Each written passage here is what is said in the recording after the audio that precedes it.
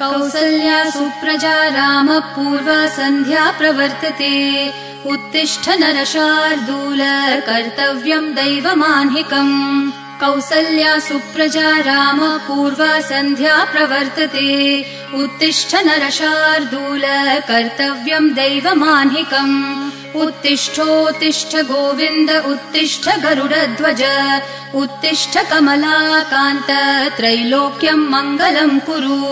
उत्तिष्ठोत्तिष्ठ गोविन्द उत्तिष्ठ गरुडध्वज उत्तिष्ठ कमलाकान्त त्रैलोक्यम् मङ्गलम् कुरु मातः समस्त जगताम् मधुकैटभारेः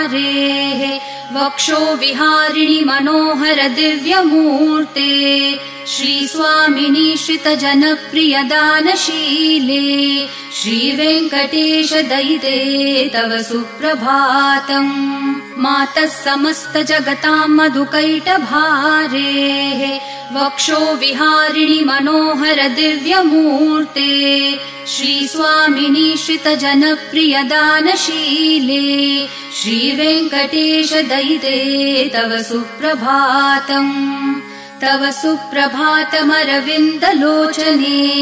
भवतु प्रसन्न मुख चन्द्रमण्डले विधिशङ्करेन्द्रवनिताभिरर्चिते वृषशैलनाथ दयिते दयानिधे अत्र्यादि सप्तऋषयः समुपास्य सन्ध्याम् आकाश सिन्धु कमलानि मनोहराणि आदाय पादयुगमर्चयितुम् प्रपन्नाः शेषाद्रिशेखर विभो तव सुप्रभातम् पञ्चाननाब्ज भव षण्मुख वासवाद्याः त्रैविक्रमादिचरितम् विबुधास्तुवन्ति भाषापतिः पठति वासर शुद्धिमारात् शेषाद्रिशेखर विभो तव सुप्रभातम् ईषत् प्रफुल्ल सरसीरुह नारिकेलपूगद्रुमादि सुमनोहर पालिकानाम् आवाति मन्दमनिलः सह दिव्यगन्धैः शेषाद्रिशेखर विभो तव सुप्रभातम् उन्मील्य नेत्रयुगमुत्तम पञ्चरस्था पात्रावशिष्ठ कदलीफलपायसानि भूत्वा सलीलमथ केलिशुकाः पठन्ति शेषाद्रिशेखर विभो तव सुप्रभातम् तन्त्री प्रकर्ष मधुरस्वनया विपञ्च्या गायत्यनन्तचरितम् तव नारदोऽपि भाषा समग्रमसकृत्करचार रम्यम् शेषाद्रिशेखर विभो तव सुप्रभातम् भृङ्गावली च मकरन्दरसानुविद्ध झनकार गीतनिनदैः सह सेवनाय निर्यात्युपान्त सरसी कमलोदरेभ्यः शेषाद्रिशेखर विभो तव सुप्रभातम् योषागणेन वरदध्नि विमथ्यमाने घोषालयेषु दधिमन्थन तीव्रघोषाः रोषात् कलिम् वदधते ककुभश्च कुम्भाः शेषाद्रिशेखर विभो तव सुप्रभातम् पद्मेशमित्र शतपत्र गतालिवर्गाः हर्तुम् श्रियम् कुवलयस्य निजाङ्गलक्ष्म्या भेरीनिनादमिव बिभ्रति तीव्रनादम् शेषाद्रिशेखर विभो तव सुप्रभातम्